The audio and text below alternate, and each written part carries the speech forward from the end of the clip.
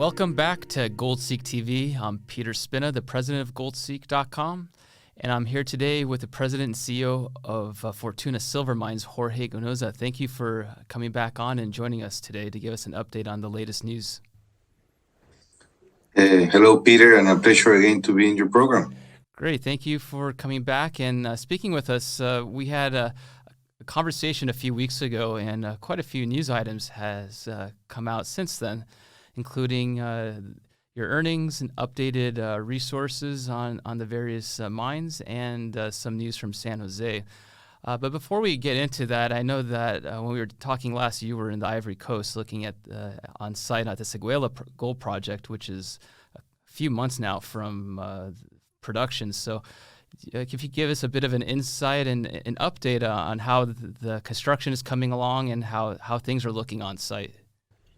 Absolutely. That's the most exciting development for us right now. Always bringing a new mine into production is energizing for any mining organization. And the work is really good. We made a construction decision in September 2021. And from there to now, we have managed to keep the project advancing on time, on budget. Construction is basically complete. The scope for the plant construction is 97% complete, and the overall project is 95% complete by now. So the site activities have moved from, pouring concrete, erecting structural steel, mounting equipment, to commissioning. And while I was on site, I was able to observe the commissioning of the first conveyor belts. In some 10, 12 days, we'll start commissioning of crushers. While I was there, also the team was loading and installing liners in the SAG mill. So all of that dynamic is taking place on site right now. The discussions with my team there revolve more on operational readiness, the first fills, key spare parts, completing the team, and all of that is advancing really well. So we are digging ore in first, activities in the pit. We're starting with the antenna pit.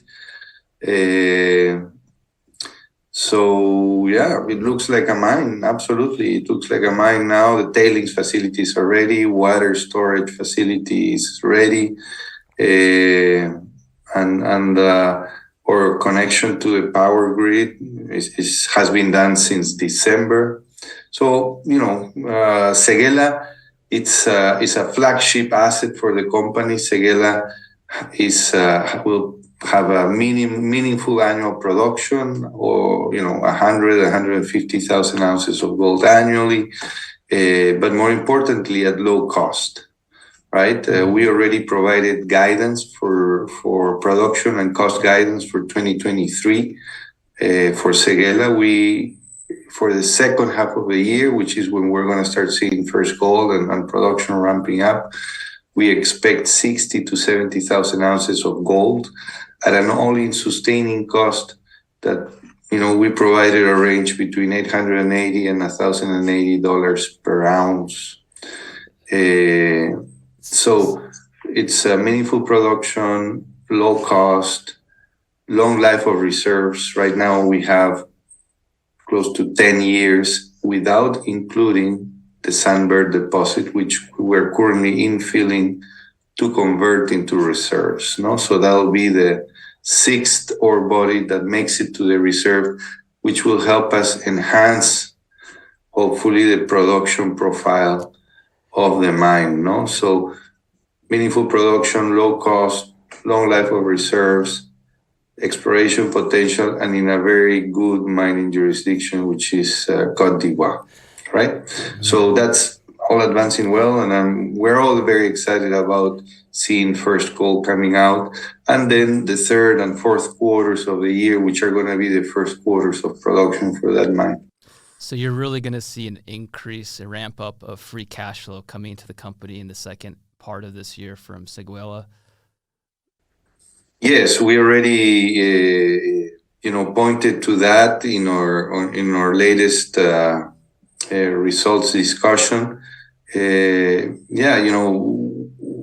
This is a flagship asset and will be our largest free cash flow generator, right, for years to come. It will be our lowest cost mining operation, and as I said, with meaningful annual production. So starting in the second half of the year, we start seeing the free cash flow benefit coming out of that mine, right? Fantastic. So you did release your Q4 earnings about a week ago. If we could kind of just highlight and talk about that as well. It showed a net income, 2 cents a share, and positive free cash flow coming out of the company. But there was a headline number there, which maybe would be good to kind of talk about and understand the non-cash impairment charges taken, about $165 million. What is that related to? It looked like it was mostly related to Yaramoko and Lindero and San Jose mines, the non-cash impairment charges there, or what was the reason for those impairment charges? Yes, absolutely. The headline number was a net loss of $160 million on the back of non-cash impairment charges, net of taxes of around $165 million in the quarter. So we took impairments on the Yaramoko mine, the Lindero mine, and a small impairment at San Jose. The Yaramoko impairment was, for the audience who might not be, familiar with impairment charges, we test for impairment indicators at every asset every quarter, basically, right? We look with our auditors for impairment indicators, and due to the inflation we have seen over the last 2 years, basically,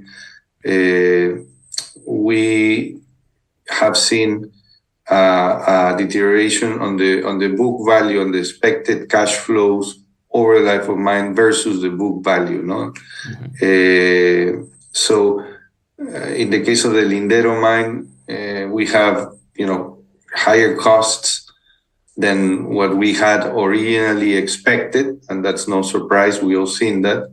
And because the mine is in Argentina, we decided to apply a higher discount rate. So since it's to the cash flow, so since it's a long life mine, 13 years in reserves and whatnot, the discount rate weighs heavily, and then the inflation we've seen against, again, the book value we have registered, right? So that's for the Lindero mine. That's those are the two main drivers for the impairment: higher OPEX, higher costs on OPEX, higher cost on CAPEX due to inflation, and higher discount rate. For the Yaramoko mine, it's also higher OPEX.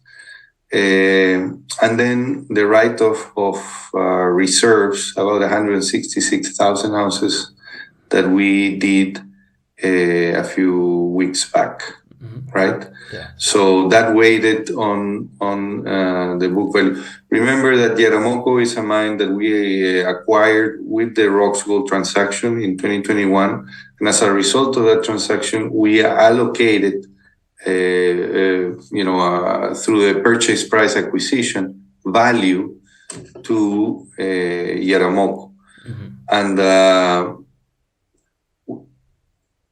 we also assigned exploration potential as we allocated value to Yaramoko through the purchase price acquisition. And when you do impairment testing, if you have not had recent exploration success or something, the auditors and the methodology will, force you to take a reduction on that value you allocated. Okay. So between exploration potential, the loss of ounces, and higher cost, Yaramoko took the largest impairment. And then at San Jose, we've been investing heavily on exploration every year. And although we have had marginal success, that success has not been enough to balance depletion. No, San Jose continues to be a depleting asset. Mm-hmm. So we took a small $8-9 million charge on the back of that exploration investment that has not seen a full return through discovery on the NPV we models, right?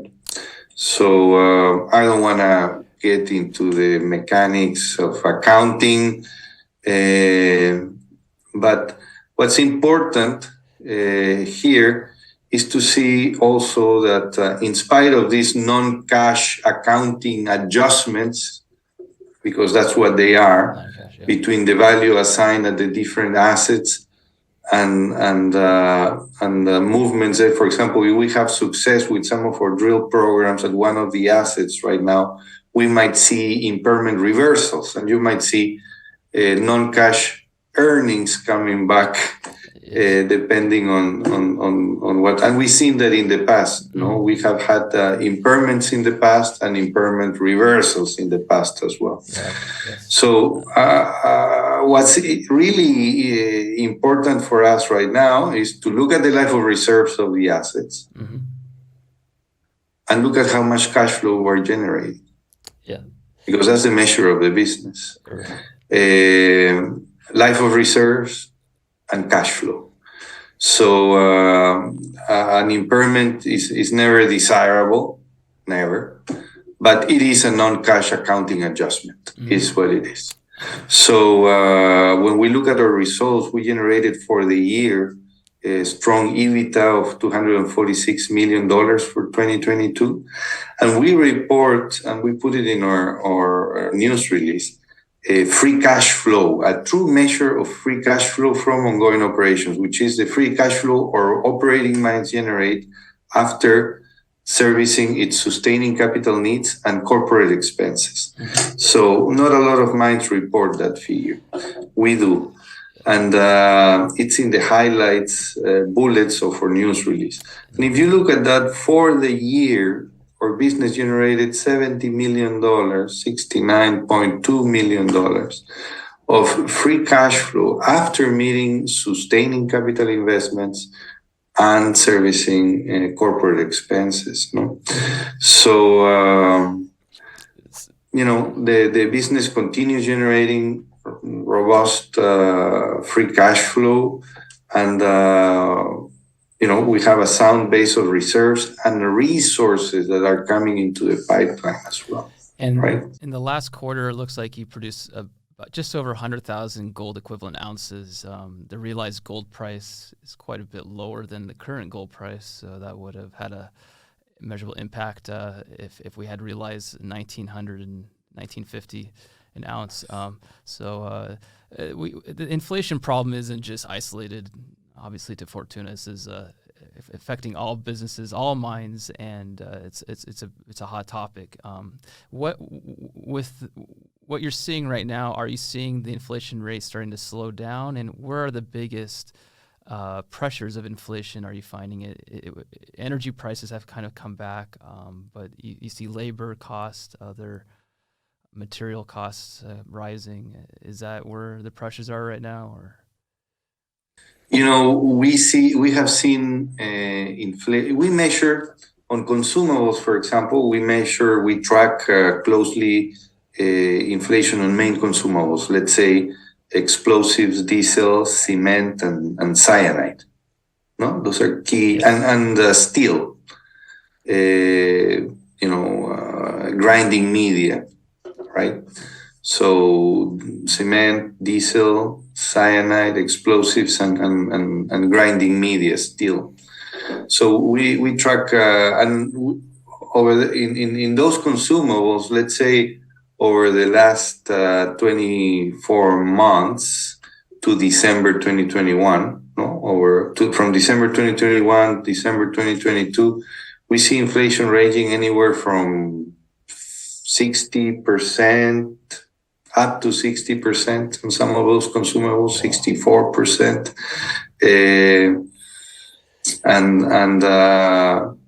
So we see but in spite of that, our mine came in guidance, within guidance for cost. Mm-hmm. The only mine out of the entire portfolio that's had a slight miss on guidance was the Lindero mine, because we budgeted for that. So into 2023, we have also reported guidance, and we see inflation abating a bit into 2023. We saw big jumps in 2022, and we believe that pace or rate of inflation is not that it has disappeared, but it's starting to look a bit, it's like it's taking a pause from a big jump in 2022. Okay. No, I'm not saying it's going away. I think there's still big inflation risks, but we see some easing, which might be temporary or not. We don't know, but that's what we see. And mining, precious metals mining, gold mining, silver mining should be naturally hedged against inflation, right? The problem is that the hedge has not materialized. Yes. Because if we look at the price we sold, the average price we sold gold at in 2022 is the same as 2021, and we saw everything go up. Right. We have no pricing power, right?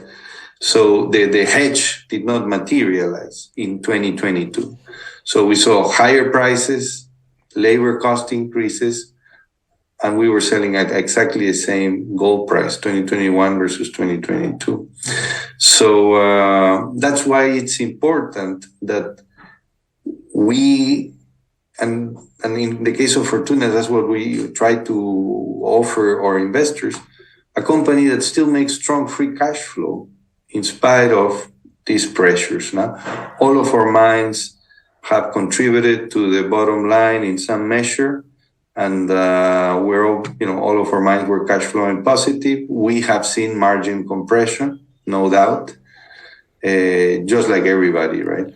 If we look at the all-in sustaining cost, Peter, of the global mining industry, the median for that in the third quarter of 2022, according to the World Gold Council, was $1,300. Yes. Only 8 quarters ago, that figure was $1,000. Yeah, it really reflects the inflation problems. And if we do get a breakout in the gold prices here, that those margins will start to grow again in favor of the miners. But I think what you say, what you're mentioning is very important, that during these cycles where the margins do get compressed, that Fortuna is standing out from other miners where you are a lower tier cost producer. You have some really low cost mines there. Today your cost base is at the median or slightly above the median as consolidated cost. If I consolidate the cost of all of our mines, we're today slightly ahead of the median for global gold mine supply, let's say. We plan to bring that down once Séguéla is in production, because again, Séguéla should be producing at or below $1,000 per ounce when the 50% of global mine supply is coming at around $1,300. I envision $1,350 by the time we see Q4 2022 figures published. Mm-hmm. So your financials are showing that you have a healthy cash position. Your credit line combined there is about $150 million in liquidity. So you're financially still in a pretty good position before Séguéla. Now, all the investments that have gone into that are going to start to pay off. So the company's looking pretty solid on a financial perspective So you did a little bit of share buyback when the stock price really had come down. So how do you view your balance sheet right now? And that should be quite a bit of a different perspective if we look a year out from now with Séguéla kicking on. Yes, we have a strong, liquidity cash position that guarantees we should deliver Séguéla without any issues on the financial front. So a lot of that construction has been funded through, internal cash flow generation, without dilution to our shareholders. We implemented a small buyback because we couldn't resist or hold back last year when we saw just prices collapsing under $3 in US, in New York. So, or unfortunately, or ability to or share purchase was tempered by the fact that we're still on a capital intensive phase with the delivery of Séguéla. So, we would have liked to be more aggressive on the buyback, but also, what's key here is the delivery of Séguéla. No? So we're being careful with capital allocation, but the Séguéla is basically delivered. We manage a low debt to EBITDA ratio on our credit facilities. It's 0.6 right now, around 0.6. So we're not highly leveraged, but still, we run the company very conservatively. And yes, we did purchase some shares, and we look forward to, restart with the buyback program. It's a way to return to shareholders. But the best thing we can do to our shareholders right now is shield the successful delivery of Séguéla into production, which is coming in a few months, because that's what's really going to drive value for the long term. That's the jewel. Well, you did have an updated resource reserves here a few days ago. If we could talk about that, I had a few questions about that.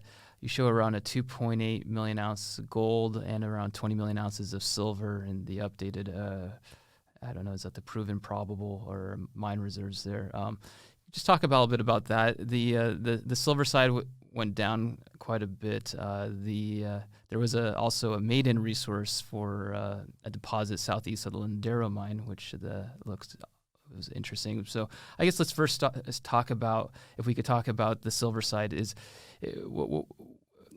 what was the main cause of that? Was the depletion of the silver mine for the last year and not being able to replenish that? And how do you address that? And can you grow the silver reserves in the coming year or two?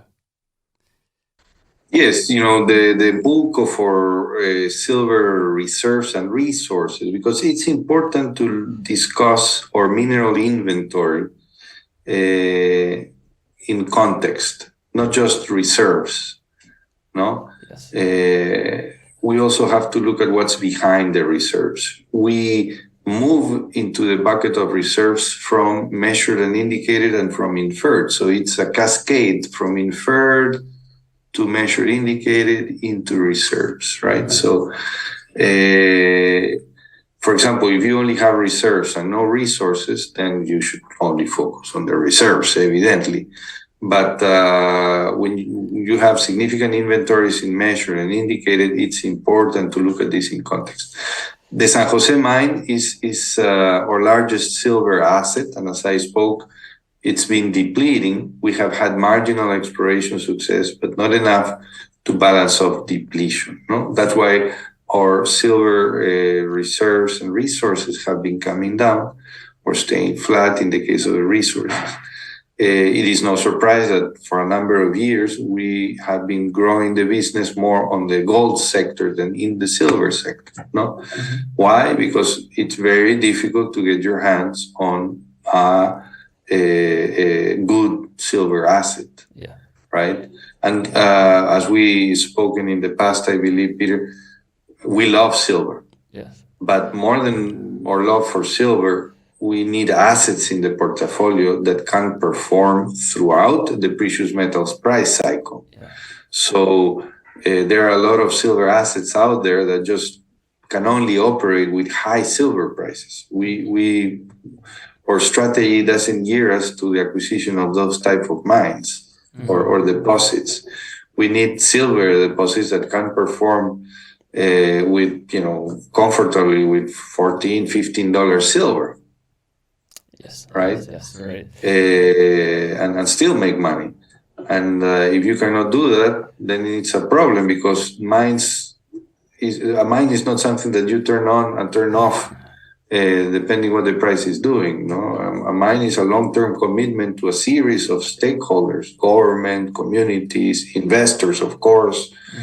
But it's a series of stakeholders. So mines need to be able to perform throughout the precious metals price cycles, which means ups and downs, right? And those silver assets are difficult to count. So we've been growing the business more on the gold sector. Today, silver accounts to roughly 22% of revenue. Silver is about 22% of revenue for the company. We produced in 2022 about 402,000 ounces of gold equivalents. For 2023, we're guiding 450,000 ounces of gold equivalents. And out of all of that contribution, about 20%, 22% is silver. Okay. The silver component is still strong, but it's not as large a component, and your resources are growing a lot more aggressively on the gold side. If you look at, we saw a reduction or year over year of 14% on our gold reserve and 22% on the silver reserve. But if you look at our resources measured and indicated, which are exclusive of reserves, of course, we saw a 32% growth in gold, and silver stayed flat. And if we look at inferred resources, which is the first outcome of exploration success, when you usually have exploration success, the first outcome is producing an inferred resource. So if you look at our inferred resources, they have grown by 39% in gold and 1% in silver. So we have seen a meaningful increase in inferred resources and measured and indicated resources, which is what feeds eventually into the reserve, right? So I'm feeling very calm with our mineral inventory today. Yes, we have mines that are running on short reserves right now, which are the Yaramoko mine in Burkina Faso and the San Jose mine in Mexico. But when you manage a portfolio, you need to look at the reserves and resources from a consolidated basis as well. And on a consolidated basis, Fortuna is running the total inventory at a level of close to 4 million ounces of gold equivalents if I pile everything together, and we never had a resource reserve base like that. Yeah, it's grown quite a bit. So in the updated information there, it showed southeast of Lindero by a few kilometers is another deposit, the Arizaro deposit. So that was a maiden resource put out there. How is that shaping up, and how do you look at that down the road being incorporated into the Lindero project? Arizaro is a deposit that we have always known is located some 3 kilometers from our Lindero mine infrastructure. So we always viewed it as a satellite to Lindero. So it is, so the threshold for success there is low because it does not need to be a standalone. the infrastructure that we need to develop there to bring it into production is basically a pit. Yeah. Right. So it is the first resource we produce. When we acquired Gold Rock back in 2015, 16 was the acquisition. Back in 2016, that was the acquisition of the Lindero deposit. The company that owned Lindero at the time had a 500,000 ounce resource allocated in Arizaro. We decided to write it off. Okay. Those 500,000 ounces in Arizaro, we looked at it, we did our diligence, and we decided to write it off. That was a conservative thing to do. And since then, we've been enhancing the geologic model, doing more drilling. The deposit is more complex than what was presented to us. So writing it down was the wise thing to do. And this is our first maiden resource, our maiden resource for this deposit, 280,000 ounces. We plan to continue drilling. We believe it has the potential to grow and grow with higher grades, hopefully. Mm-hmm. So, but at Lindero, we have 13 years of life of mine today, right? Yeah. So we are in no rush right now to pursue this one. Our highest value opportunities today in the portfolios clearly sit at Séguéla, where every time we're drilling a hole, we're coming up with good widths and grades. Yes. Right? So that'll be the next big thing is on Sunbird, the Sunbird deposit at Séguéla project to incorporate that into the resource there. So into the reserve, and that's coming up in Q3, or when do you think that? Yeah, the second half of the year. As I said, I was there for 10 days. Just a few days back, I returned.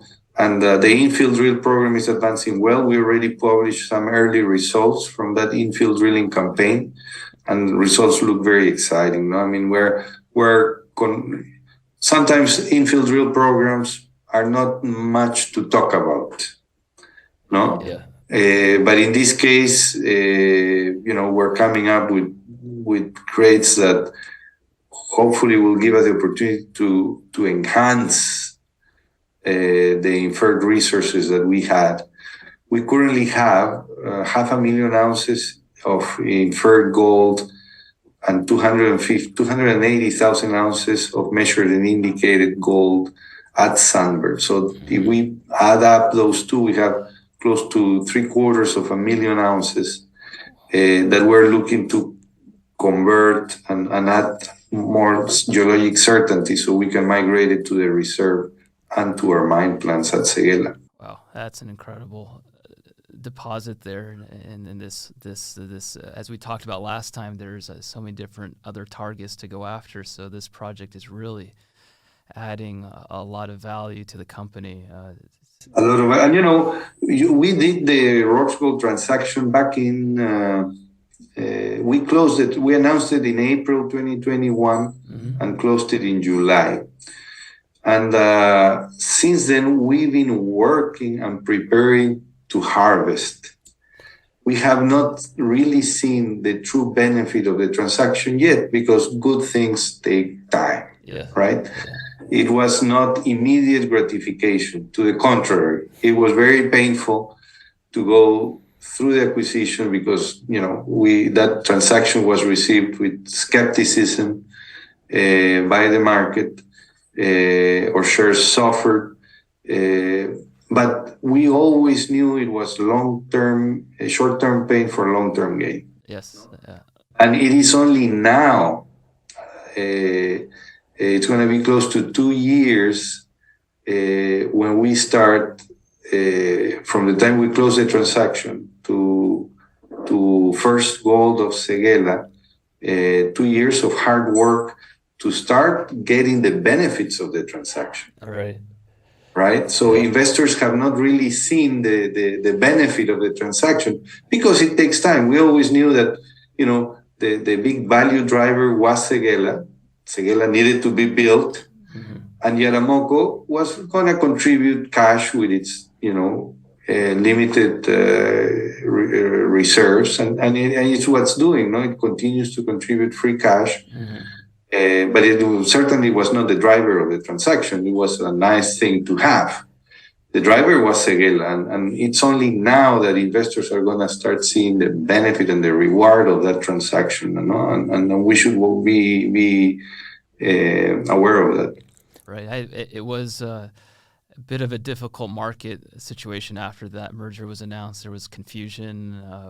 Why are you going to West Africa? There was questions about the assets, and it really, I think, is starting to show what the value is. I think a lot of investors are starting to get that now. A lot of legitimate concerns on the part of investors from, a silver company going after gold, more gold, because we had already done a gold transaction, but going after more gold, that was one. Second, West Africa, too many investors, North American investors, Africa, West Africa is just a foreign place, exotic foreign place. Third is Fortuna management that has been so successful operating the business in Latin America, in the Americas. Are they going to be able to integrate successfully and deliver in West Africa? And those all were legitimate concerns, no? And the only way to answer to that was with delivery. So it's taken 2 years of consistent results to show that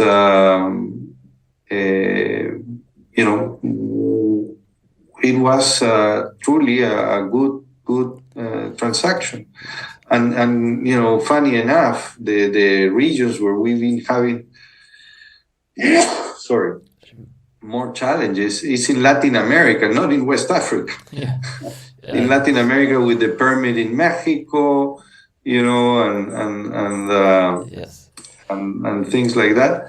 That's where we've been, having more friction rather than West Africa. West Africa so far has been, I would use the word smooth riding carefully, because in mining there is never a smooth ride. But compared to the work that we had in front of us and whatnot, the delivery has been excellent. Yeah, it's a very exciting region, part of the world to be in. You did mention San Jose there, which I think would be good also. Just mention there was a news release in the past few weeks regarding the environmental permit and the injunction. So if you could just update what happened there in Mexico. Yes, really, under the current Mexican administration, it is no secret that this administration can be adverse to business, right? And it's really troubling, and that we see a repeated attempt to affect our environmental impact assessment for the San Jose mine. If you recall, in September, October 2021, that environmental impact assessment was up for a 12-year renewal according to law. So we applied for the renewal, and the environmental agency took 2 months to issue the renewal. So for 2 months, we were without a permit to operate. So how did we manage to operate and never lose a day? We went to the Mexican court system, asked for an injunction. We were granted one, and that's how we kept the mine operating until the environmental agency, after a lot of lobbying, and they granted the permit. That was in December 2021, and in January 2022, they came to us back again with a very childish argument, saying that the 12-year permit, they were now going to reduce it to 2 years. With no argument. They were just saying that the 12 years they granted us as an extension was a typographical error. So we of course, we went to court again, and the court granted an injunction to our 12-year permit. And in November 2022, the court granted a resolution in favor of the company saying that the claim of the Semarnat, which is the environmental agency, had no grounds, and the 12-year permit stood. That was in November of last year, November 2022. And now, in January 2023, they come back to us and say, you know what? By law, I could not issue you a 12-year permit. I could only issue you half of the original term, which is 6 years. So I'm going to take the permit away while I reassess, which is absolutely nonsensical. That thing that which they are claiming is illegal. It's not in the law. The law does not say that you can only issue a permit for half of the term. The law doesn't say that. So we have gone to court again, to the same judge, and said, hey, listen, this is Semarnat again. So the judge has taken the case and has issued a permanent injunction in favor of the company, protecting again our 12-year permit. Okay. So we expect we're going to be in court for 1 to 2 years while this is resolved. Right. But while this is resolved, we are under the protection of the court through an injunction on our 12-year environmental impact assessment. So it is really troubling, and that we see a repeated attempt on the way of the Secretary of Environment to affect a perfectly legal environmental impact assessment that they themselves granted only 13 months ago. Yes. Oh, it doesn't provide much certainty to any business seeing this flip-flop. And we know that, the President of Mexico walks around saying that, and his Secretary of Environment, they both walk around saying that they will not issue more mining concessions in Mexico, and that there will be no more open pit mines in Mexico. And they have nationalized their lithium industry, yes. Which is funny because there is no lithium industry in Mexico, right? Mexico doesn't produce lithium, and they have nationalized the lithium industry. What industry? There is no lithium. I mean, there might be a few lithium prospects out there, but nothing close to what you can call an industry. Right. That's amazing. Well, there are elections coming up. Is it about a year to 2 away, or when are the next year? We have presidential elections in Mexico, and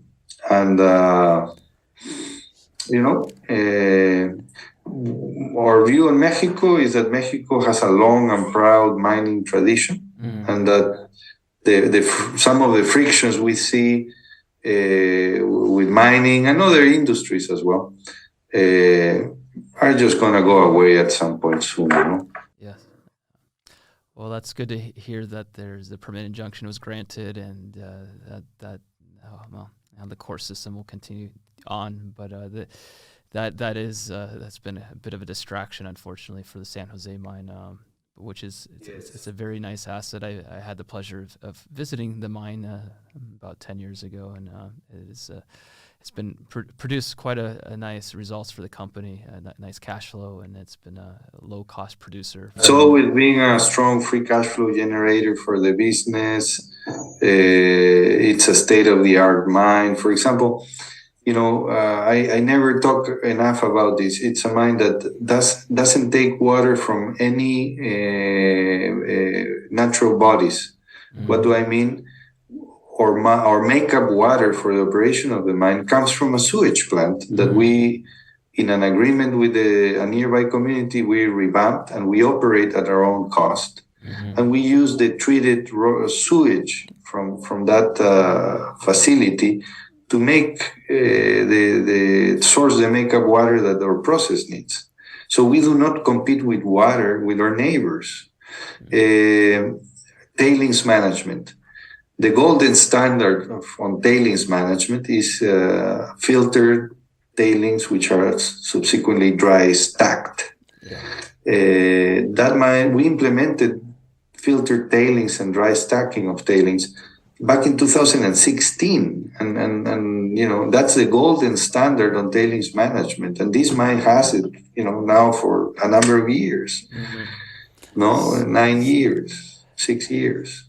Right. It's a very nice, very clean mine. It's actually the nicest mine I ever visited, and I've been through about a dozen mines in Mexico. So it's a very nice operation and a very strong community impact. You employ a lot of locals and empower a lot of men and women in the community.